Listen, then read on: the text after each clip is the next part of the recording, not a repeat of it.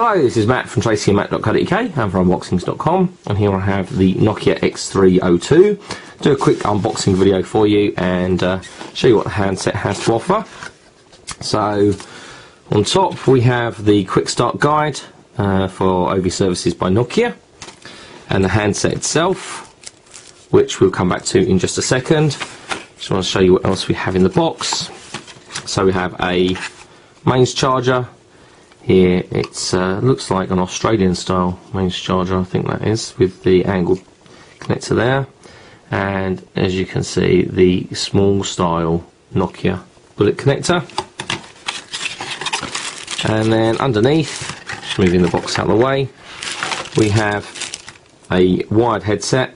It's a fairly basic wired headset, has a 4-pole 3.5mm jack on one end, with a length of cable and a inline microphone with a simple push button and a clip to clip it onto clothing, and then again fairly basic lightweight plastic headphones, the sort of in-ear style. I'm sure you're going to want to use your own headphones rather than those. Then there is a small OV terms and conditions guide, and then the handset manual and getting started guide itself, covering the basics, connectivity, a few other bits and pieces like that. It does also show here, just noticed, how to use an external connector which isn't included, so you can use a memory stick plugged into the device to read USB on the go, so you can read the memory card or memory stick, a few other bits and pieces there.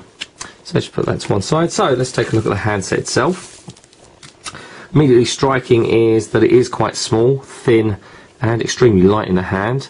On the front we have a 2.4-inch display, which is quarter VGA, 240 by 320 pixels.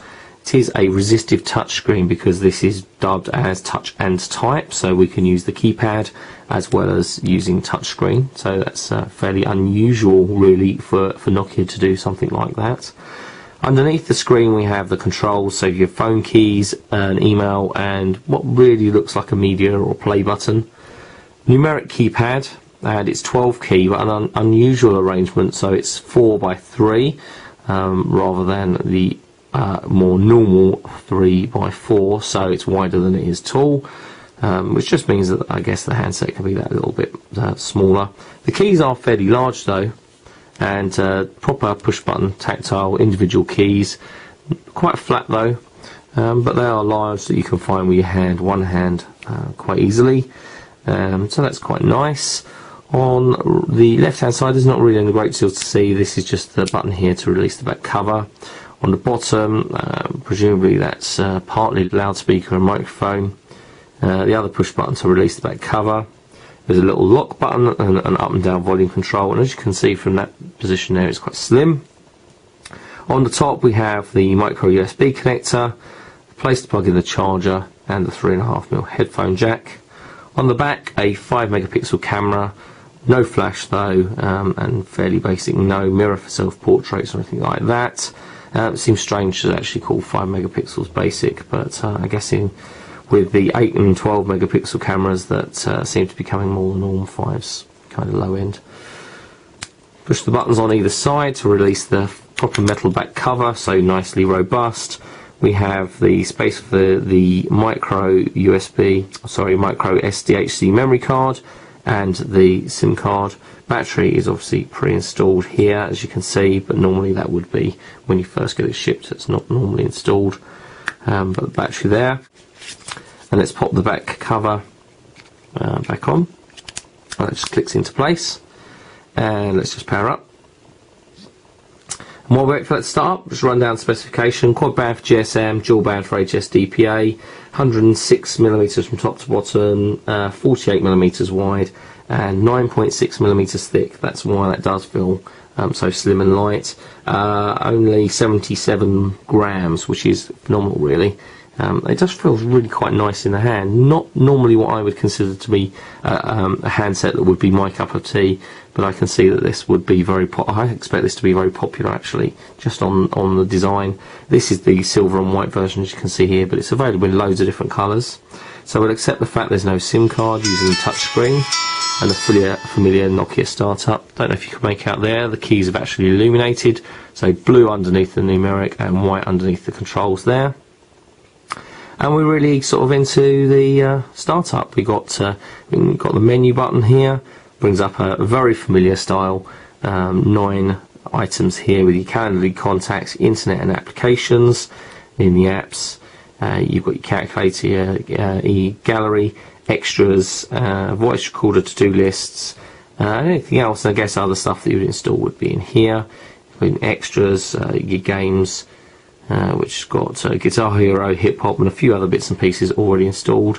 Every time I touch the screen, there's a little tiny vibrate from inside in the form of a haptic or a haptic feedback. So that's pretty cool. We come back out of there, pushing the button. So we've got Facebook there, the camera, probably I think that's chat. Yep, and OV store. You can connect to our email account and obviously the date and time. And we can go to, and it brings up a few things here in home screen settings and a personalised view. So we've got profiles, Bluetooth wireless LAN, Opera Mini, Guitar Hero there, the FM radio, and the OV store. We can just go ahead and close that back off. On names actually does bring up the contacts, so you can actually find a contact, give them a call, whatever that might be. Buttons underneath, push the button there to bring in the messaging shortcuts, so email or SMS. Which we'll skip. And the other one is my music and media controls. If there's anything pre-installed, here there is. And that is just coming out the bottom there. And that's pretty impressive for such small hands actually. The sound is really quite good. Impressively so in actual fact. That is, it's quite surprising how good that is. In terms of everything else, well, we have Bluetooth 2.1 with A2DP support, built-in wireless LAN supporting 802.11b, G and N standards. Again, N standard is getting to be more common, but it's still fairly unusual to have wireless N on a handset, especially of this type. Really, it's normally on what you'd consider higher-end devices. So Nokia have done quite well to actually include that. We've got WAP, we've got FM stereo with RDS, Java, MIDP 2.1, Windows Live Messenger, Yahoo Messenger, Facebook, Twitter, Xvid and DivX playback, MP3, WAV, WMA, Flashlight 3.0. So the features are pretty impressive. We'll have a full review for you over the next couple of weeks, and again I'm going to be using this alongside some of the other handsets we've got in for review, including the Nokia N8, and I'll do a full review for you, as I say, over the next few weeks. In the meantime, if you want to follow us on Twitter, twitter.com/TracyandMatt. You can ask us questions. If you want to ask us anything about this handset or pose any questions that we can include in a review, then please do so. Or on Facebook, facebook.com/TracyandMatt.co.uk. As I say, I'll be back soon with some more videos and reviews on TracyandMatt.co.uk. But for now, thanks for watching. Bitdefender is dedicated to protecting people's digital lives, so working with Unboxings.com to help preview and review the latest technology is a perfect fit.